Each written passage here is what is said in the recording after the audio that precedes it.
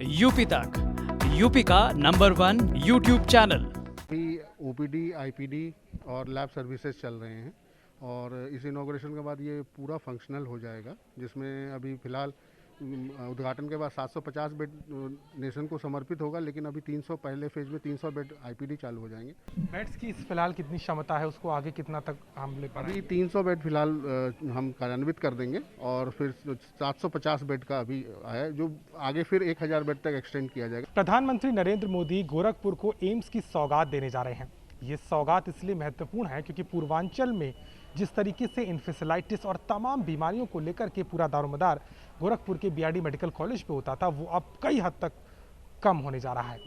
गोरखपुर का ये एम्स अस्पताल है जिसमें इस वक्त ओपीडी 2019 से ही चल रही है, लेकिन प्रधानमंत्री के द्वारा इस एम्स के उद्घाटन के बाद से अब 14 operation theatre, 2 emergency operation theatre और 300 बेड का अस्पताल शुरू हो जाएगा। इसके साथ ही साथ खास तौर पर एम्स में इलाज करने के साथ साथ सीटी स्कैन, एमआरआई, अल्ट्रासाउंड जैसी हाईटेक सुविधाएं भी होंगी और इसी महीने डिजिटल एक्सरे मशीन की भी यहाँ पे शुरुआत होने वाली है।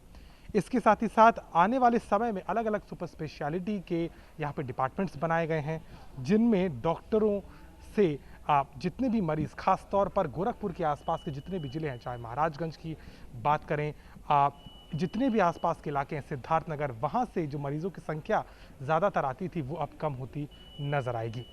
एम्स इस मायने में भी बहुत महत्वपूर्ण हो जाता है क्योंकि उत्तर प्रदेश में लगातार स्वास्थ्य सेवाओं को लेकर के जिस तरीके के सवाल उठते रहे, उस बीच में गोरखपुर, जो कि खुद मुख्यमंत्री योगी आदित्यनाथ का गढ़ माना जाता है, वहाँ पर एम्स की इस शुरुआत से कहीं ना कहीं प्रधानमंत्री द्वारा इस एम्स की शुरुआत से इस पूरे इलाके को स्वास्थ्य सेवाओं के लिहाज से एक बेहतर इंफ्रास्ट्रक्चर और सुविधाएं देखने को मिलेंगी। कई मायनों में ये उद्घाटन महत्वपूर्ण है। यही कारण है कि खुद प्रधानमंत्री मोदी जब यहाँ मौजूद रहेंगे तो न सिर्फ एम्स की सौगात देने वाले हैं, एक हाईटेक लैब भी देने वाले हैं, लेकिन इस इलाके में जिस तरीके की शिकायतें लंबे समय से रहीं, वो कहीं ना कहीं इस एम्स के पूरी तरीके से शुरुआत हो जाने के बाद कम होती। गोरखपुर में एम्स की पूरी तरीके से शुरुआत होने के साथ ही कई ऐसे विभाग हैं जो अब क्रियाशील हो जाएंगे। लंबे समय से ज़रूरत थी इनकी, लेकिन एम्स में फ़िलहाल क्या कुछ प्रारूप है, कौन कौन से डिपार्टमेंट चल रहे हैं और आगे क्या कुछ सौगात जनता को मिलेगी, बात करने के लिए हमारे साथ में मौजूद हैं डॉक्टर शशांक शेखर, मीडिया प्रभारी हैं एम्स गोरखपुर के। डॉक्टर साहब, ये बताइए कि अगर हम बात करें फ़िलहाल कौन कौन सी सुविधाएं एम्स में दी जा रही हैं अभी तक?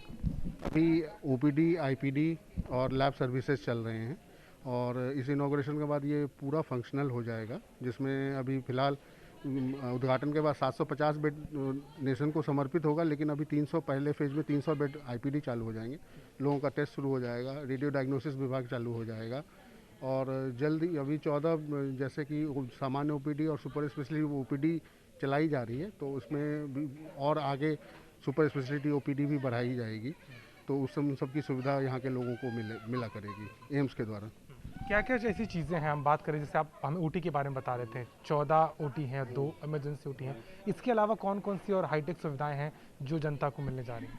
नहीं, यहाँ जैसे जैसे जितने स्पेशल क्लिनिक हैं, चाहे वो जेनेटिक रिलेटेड हो, जेनेटिक क्लिनिक हो, क्रोनिक डिजीज़ में इन्वेस्टिगेशन हो, चाहे कोरोना की सुविधा हो, वो ये सब चीज़ें जो हैं वो इस जगह के लोगों को इस एम्स के द्वारा मिलना शुरू हो जाएगा। बेड्स की फिलहाल कितनी क्षमता है, उसको आगे कितना तक हम ले पा रहे अभी हैं? 300 बेड फिलहाल हम कार्यान्वित कर देंगे और फिर 750 बेड का अभी आया, जो आगे फिर 1000 बेड तक एक्सटेंड किया जाएगा सर नेक्स्ट फेज में जो एम्स का होगा।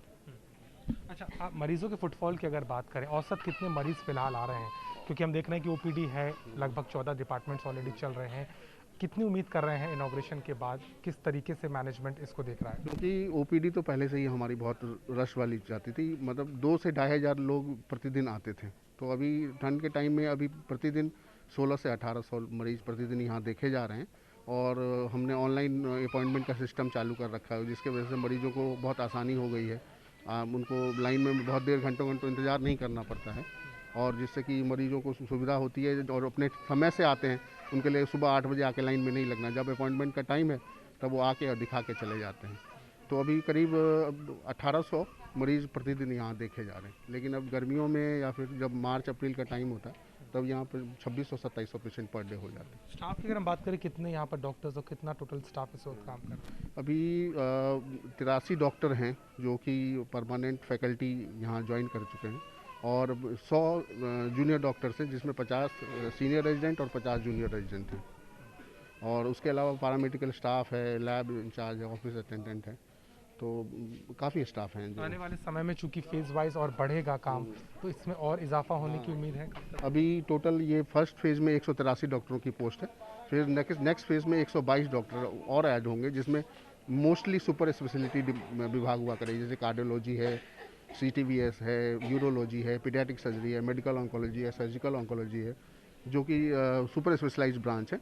तो वो 122 के डॉक्टरों में मोस्टली उनकी बहाली की जाएगी।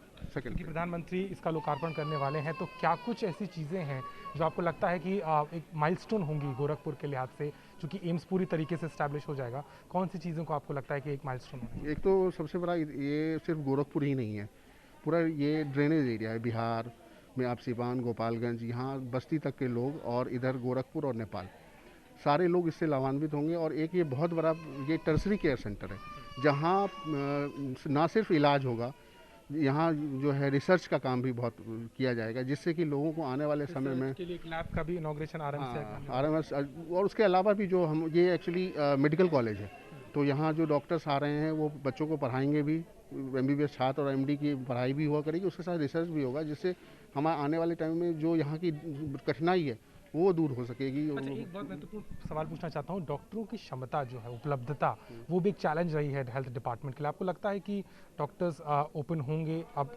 यहाँ पर आने के लिए और भी मेडिकल कॉलेजेस हैं? नहीं, बिल्कुल, अगर यहाँ सुविधा होगी और लोगों को काम करने का माहौल मिलेगा, और अगर जैसे ये बड़ा इंस्टीट्यूट है एम्स, ये 22 जो एम्स खुले हैं, इसको हम लोग एम्स दिल्ली के नज़रिए से देखते हैं। तो अगर ऐसा मतलब संस्थान अगर खुलेगा तो कोई भी डॉक्टर आना चाहेगा, जिसको काम करने के लिए और जगह होगी, सामान होगा, चीज़ें होंगी, उनको रुकावट नहीं होगी जो सरकार के द्वारा दी जाएगी, तो यहाँ कोई भी डॉक्टर आने को मतलब खुशी खुशी आएगा कोई भी। साफ तौर पर लगता है कि अब एम्स की शुरुआत के बाद से लंबे समय से खासतौर पर गोरखपुर, इस पूरे इलाके में जो स्वास्थ्य सेवाओं को लेकर के एक बड़ा सवाल था, वो कहीं ना कहीं इस एम्स की शुरुआत के बाद कहीं ना कहीं उसमें गिरावट होगी।